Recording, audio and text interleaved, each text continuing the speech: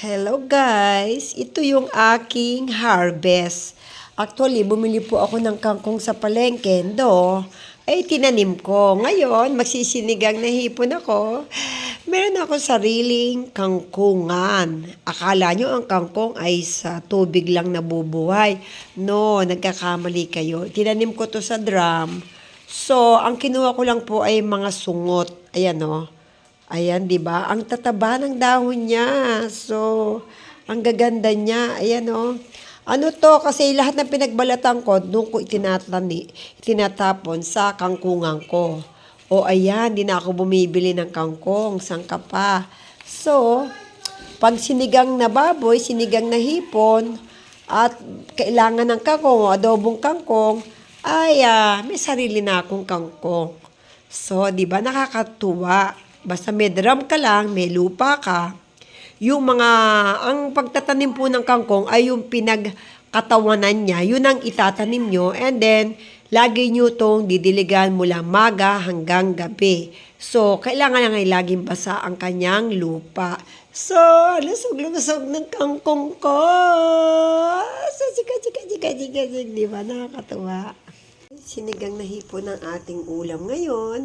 Itong kangkong ay sarili kong harvest. Mamumroblema ng mga panahog kasi ikaw mismo may tanim na kangkong, siling berde, siling labuyo, at ako talaga ay hindi na bumibili. Actually, may isang palok akong tanim, kaya lang mataas ang kaya hindi ko na pwedeng akyatin kasi hapon na. So, ayan po ang aking hipon. Ayan po yung hipon, no? Malalaki naman po yung hipon natin. So, nakakatuwa, di po ba?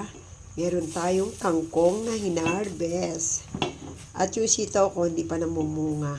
Pero may tanim na rin po akong sitaw. At kung bibigyan niya ako ni Lord ng asyenda, hindi na tayo bibili ng panangkap sa mga sinigang na baboy, sinigang na hipon. Kasi may tanim na akong sitaw, may tanim akong labanos, may tanim akong kangkong, may tanim akong sibuyas, at may tanim akong kamatis. Ay, nako! Kaya, tanim-tanim lang tayo pag may tayo mga BFF. Itong si Winona Activities ay mahilig magtatanim. Kaya ako, hindi na mo problema ng panahog. Pag-harvest po ng kangkong ay ginugunting. Sarap. Ilog, natin.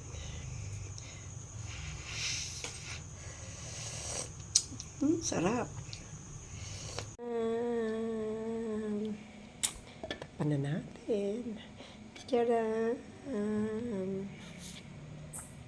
Yan, ito na po yung ating sinigang na hipon na inilipat natin sa palayok. Naku, itong palayok na to, mahal ang bili ko nito 280 something. Kasi ito yung sumunod sa malaki. May pinakamalaki pa nito, 300 plus yata, 380. Diyan! O, diba, sosyal. Kasi kailangan ay nakapalayok ang ating hipon. Para tayo nasa max, o, diba? Ayan, para tayo nasa max. So, tikman na natin. Sarap.